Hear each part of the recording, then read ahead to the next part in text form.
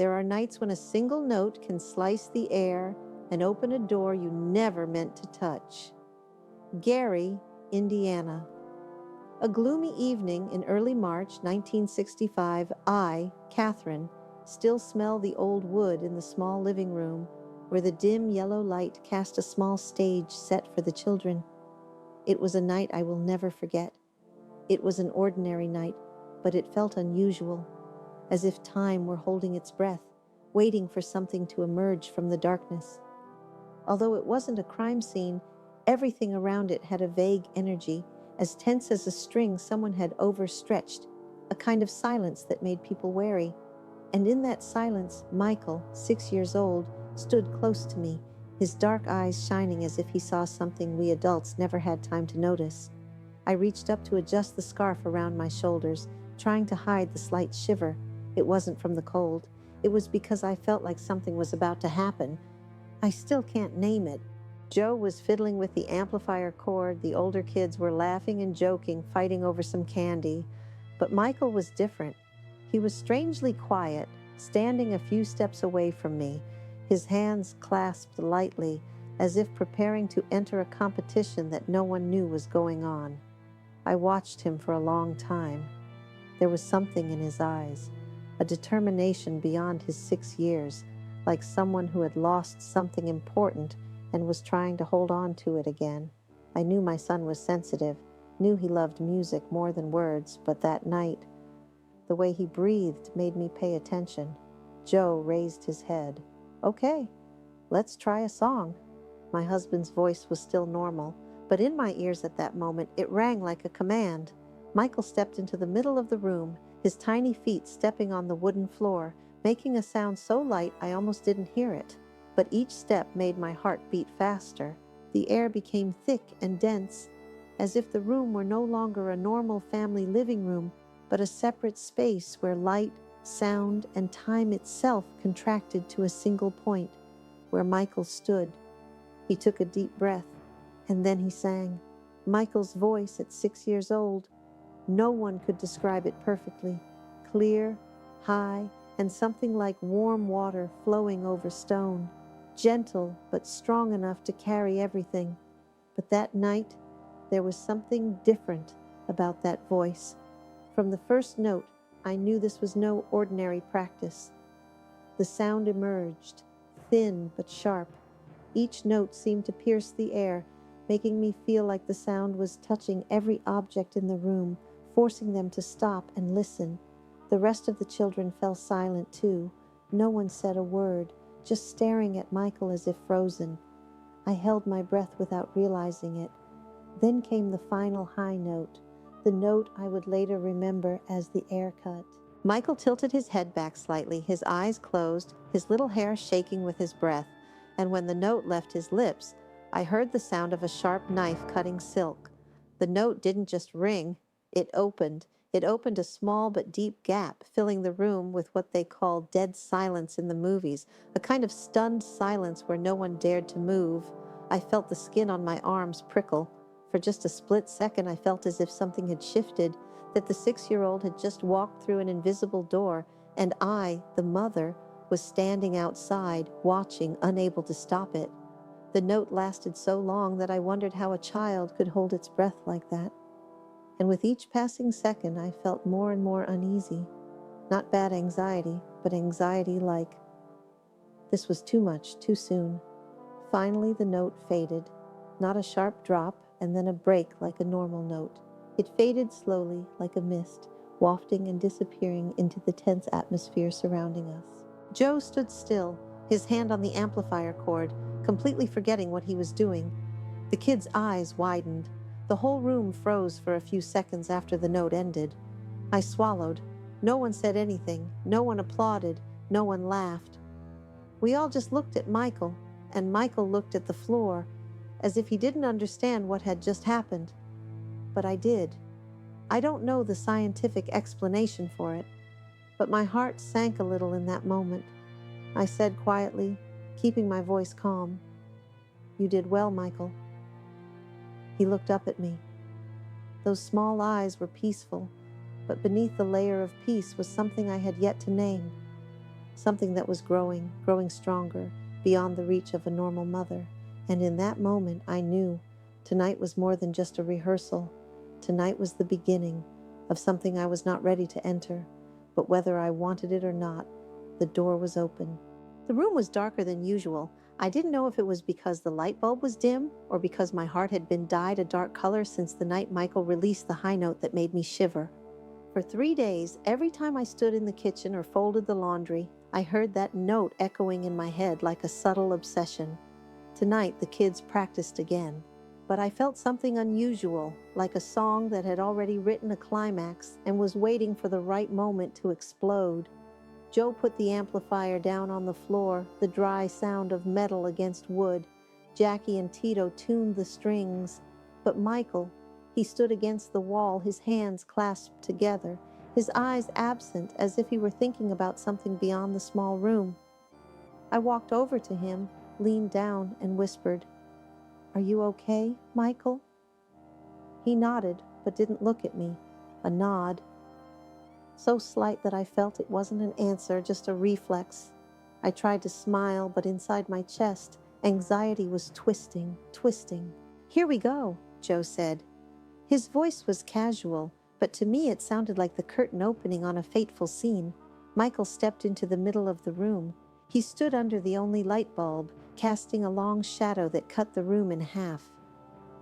I watched it, feeling as if it were leading us into a land every mother dreads, a land that could swallow up her child's childhood. The music began. The bass was steady. The drums were soft but firm. Michael closed his eyes. I could see his chest rise and fall, his breathing momentarily halted, a sign that made me tighten my grip on my sleeve. Then he sang. At first everything was normal, low, soft notes, flowing easily. I breathed a sigh of relief. Then came the transition, Michael's breath smooth, as if his confidence had returned after the extraordinary high note 3 days earlier. But then, the solo. He took a deep breath, deeper than usual. It was audible across the room, even though the music was still playing behind him. I straightened, my shoulders stiff. Michael opened his mouth, and I heard the first note come out, clear, clean, and crisp. The second note held well. The third note began to rise. I leaned forward. Then came the high note, the fateful note. Midway through the note, Michael opened his mouth wide, but the sound was gone. Not a fade, not a crack, not a gasp. It was a void. A strange void filled the air, as if the world had been silenced by the opening of a 6-year-old's mouth. I felt the air around me drop, become heavy. No one had time to react in that split second. Everything happened so fast, so strange, so unexpected. Jackie missed a string. Tito let go of the fretboard. Jermaine stood still as a statue. Joe turned his head to look at Michael, his eyes unreadable. I took a step toward him, but then stopped. Not because I was afraid, but because this felt so different. Too much like a scene in a movie where the sound suddenly cuts out for a mild horror effect. But this wasn't a movie. This was my son. Everything was so quiet I could hear my heart pounding, like a drum beating deep into the walls of the house. Michael opened his eyes. I saw his lips tremble a little, and I knew he was as shocked as we were. He didn't understand what had just happened. I rushed over, crouched down to his eye level. "Michael, are you okay? Are you hurt anywhere?" He shook his head. Another shake. Too light, too vague. Joe stepped forward and put his hand on the boy's shoulder. "Are you tired, or have you forgotten the words?" The question sounded simple, but it sent a chill down my spine. Forgetting the words was acceptable, but losing my voice mid-note. Even in later family lore, this moment was always recounted as a strange phenomenon. Not dangerous, but like a tiny crack in a perfect wall. A crack that I, as a mother, recognized more clearly than anyone else. I held his shoulder, pressed my hand to his small chest. His heartbeat was steady. His breathing was fine. Nothing unusual. But the look made me choke. Michael looked at me like a child trying to explain something he couldn't put into words. I stroked his hair, reassuring him in a small, soft voice. "It's okay, honey. It was just a moment." But in my heart, I didn't believe what I had just said. Joe decided to stop the practice session to let Michael rest. The others also put away their instruments, but they still secretly looked at him with worried and curious eyes. The room fell silent again. Not the normal kind of silence, but the kind of silence that makes you hold your breath for fear that if you breathe too hard, you will break something that is hanging in the air. I led Michael back to the room. He walked slowly, taking small steps like someone who was wary of the ground beneath his feet that could collapse at any moment. As I closed the door, I turned to look at my son, a 6-year-old with something both fragile and unpredictable in his eyes. I suddenly realized this moment was not a normal loss of voice. It was not a simple accident. It was not a child's matter. This was the first sign of a bigger undercurrent that I knew was still waiting. That night, the practice room felt like a scene of unfinished emotions. No one spoke, but I knew everyone remembered the unnatural silence of the previous practice, a gap that seemed to have been ripped from the air, leaving a thin cold trail at the back of their necks. The only yellow light in the room flickered as a warning. Jackie and Tito tuned their instruments, but their hands were shaking slightly, as if the instrument might rebel at any moment. Joe stood with his arms crossed, his eyes more focused than usual, no longer the carefree look of previous practice sessions. And Michael, the 6-year-old boy, stood in the middle of the room, his little feet planted right on the crack in the wooden floor, as if the ground itself were splitting in two in front of his presence.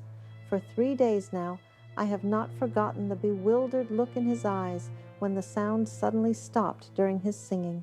He still ate, still smiled, but sometimes I caught him standing still, as if listening to a sound only he could hear. A pang of anxiety in that childish gaze cut me lightly, like an invisible scratch. Joe clapped his hands loudly. "Okay, everyone, do that again. Michael, are you ready?" The air was as tense as a plucked string. Michael didn't respond verbally. He just took a small step forward and looked straight ahead, a look that sent a chill down my spine. Not a blank look, nor a fixed look, but the look of someone who knew he was about to face something beyond his years. The music began. The bass sank to the floor like heavy footsteps. The drums beat in waves, like the heartbeat of the room. The whole space seemed to be moving according to a script we all knew the outcome of, but couldn't avoid. Michael closed his eyes. I knew every line on my son's face, but that night they were no longer the faces of a child. There was something more mature, sharper, as if the lost voice of the previous few days had driven him back inside, where children shouldn't have to enter so early. The boy began to sing. Immediately, that strange tone returned. Not the tone of the first night, but still sharp, clean, and deep. I felt each note not only bounce off, but also seep into the walls, the ceiling, the wood floor, making the whole room vibrate in a strange way. The second note change, Michael held his breath longer than was natural. The third, his voice rose, but not unsteadily. The fourth, the silence between notes stretched a little, making my heart skip a beat. We all stood still, mesmerized. Then Michael opened his eyes, deep black, bright and cold as a lake at night, and I knew at once that the moment was leading to what I feared most, the final note, the note that people later called the note that stopped the band. The note our family always talked about like a little legend, though only a rumor, a memory no one could explain. Michael took a deep breath. I clenched my hands so tight that my nails left marks in my palms. The ceiling lights flickered. The bass dropped to a low growl. The room seemed to shrink around the child. And then the last note came. It didn't ring normally. It exploded. A powerful, clean, high-pitched blast of air, like a sharp white light. The note broke into the air like a ray of light cutting through the darkness. The note seemed to pierce the void and make all the other sounds recede, filling the room. Jackie stopped playing the guitar immediately, as if blocked by the sound. Tito jumped and lost the beat. Even Joe, who had heard countless voices, paused, his eyes widening. I heard the note resonate in my own chest, making me wonder if I was breathing or not. No one moved. No one spoke. No one dared to break the silence. The note lingered, then widened in an unbelievable way, as if the room wasn't big enough to contain it. And just as it reached its peak, a streak of light, it died. Not fading, just like a blown lamp. The sound was cut off cleanly like a knife. The room was thrown into absolute silence. The kind of silence that, in crime movies, is the moment before the truth is revealed. I looked at Michael. He stood there, silent, breathing heavily, but his eyes lit up with something both strange and frightening, as if he himself did not understand why he could sing like that. Joe tried to say something but couldn't.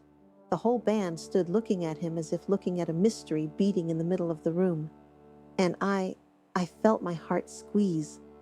Not because I was afraid, not because I was worried about Michael, but because I realized this moment was no longer a rumor.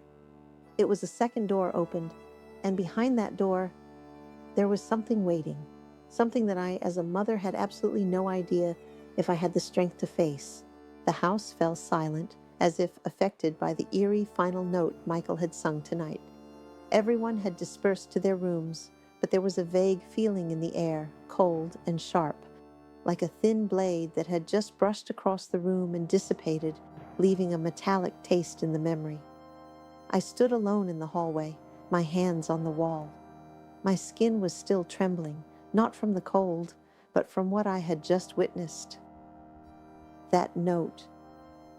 The note that had stopped the band. It echoed in my head like the steady tapping of a long-buried secret trying to rise to the surface. I had heard Michael sing hundreds of times. I knew every tone, every breath, every tiny vibration that only a mother could detect. But tonight, I heard more than just my son's voice. I heard more. Something bigger, beyond his small 6-year-old frame. Something unsettled me in a way I couldn't quite put into words. I clutched the edge of my shirt, trying to steady my breathing. I knew I had to stay calm, but I was losing. I walked toward Michael's room. The dim light from the crack in the door cast long streaks across the wooden floor. I stood in front of the door, my hand on the knob, not daring to turn it. For a moment, I felt like a character in a crime movie. Someone standing in front of a door that might lead to a truth they weren't sure they wanted to know. I took a deep breath, then opened the door. Michael sat on the floor, his back against the wall, his arms around his knees. He didn't cry, he just looked down at his little feet, his lips pursed, like someone trying to piece together a memory he didn't understand. "Michael," I called softly. The child looked up. Those eyes, tonight, were no longer the eyes of a child who sang on instinct. They were deeper, quieter, and full of questions. I walked over, knelt down beside him, and put one hand on his shoulder. His shoulder was so small and light that I felt like I could make him cry if I squeezed it lightly. "Do you want to tell me something?" I asked, my voice shaking, which I tried to hide. A long moment. The room was filled with a thick silence. Then Michael opened his mouth but didn't speak. He tried to make a sound. A small, weak sound, almost a whisper. But behind the sound, something like a note trying to form and then breaking before it reached his lips. I froze. It wasn't a loss of voice. It wasn't a sore throat. It was like fear was choking his breath. I held him close. Michael leaned his head against my shoulder, his breath short and quick. I could feel the slight tension in his body, as if he were fighting something invisible. "It's okay, son," I said, though I didn't believe it myself. "It's just that note was too strong. I'm just a little tired." Michael nodded slightly, but his eyes were on the corner of the room, where there was nothing but a dark blank wall.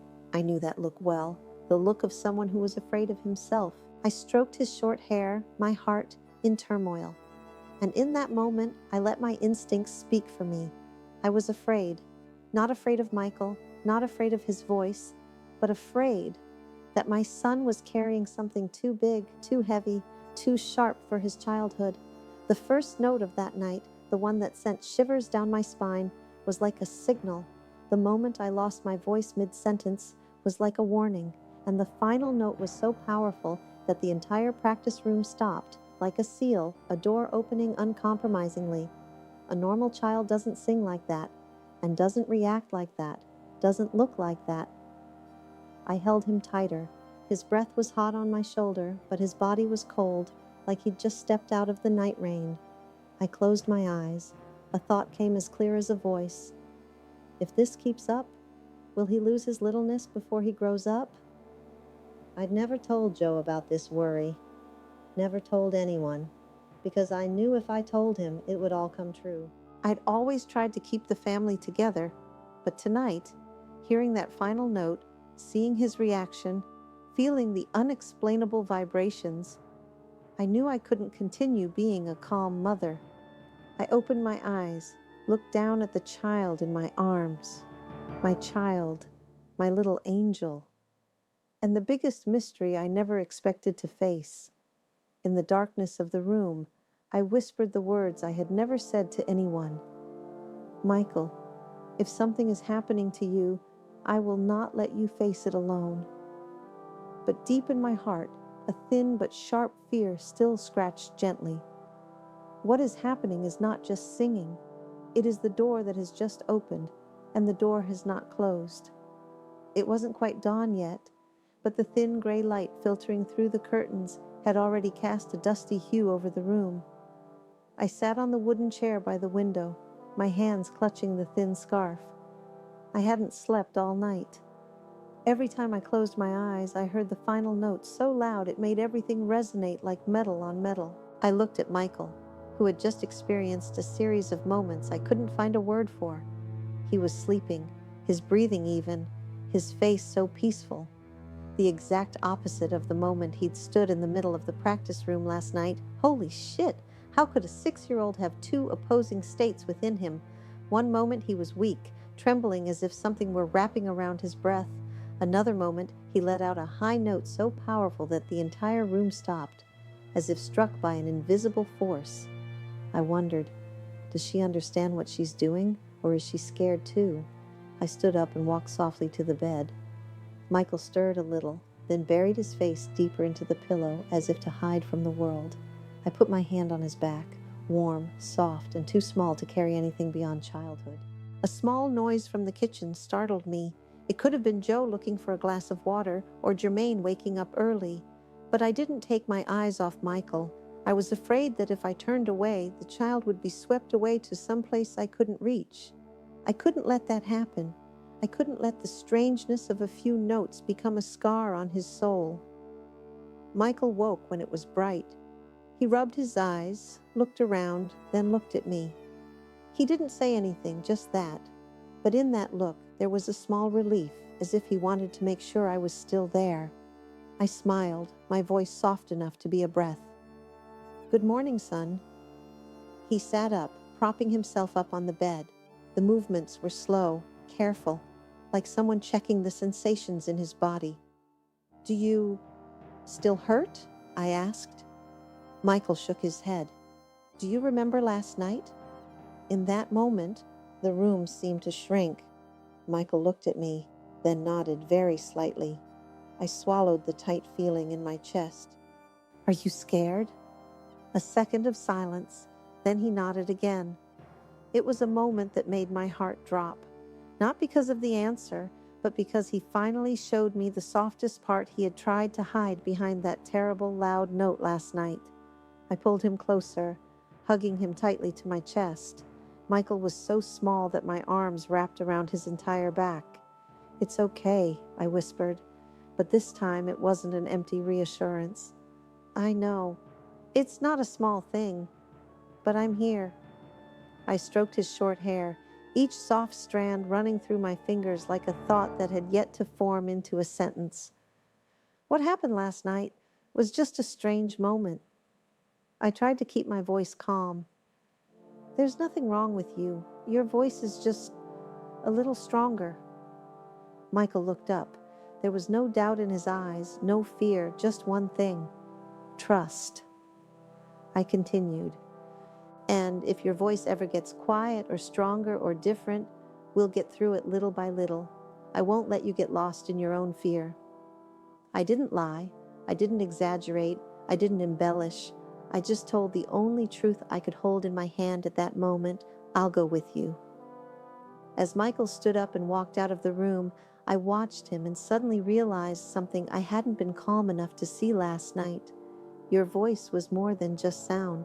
It's what keeps the family together, circling each other, and going in the same direction.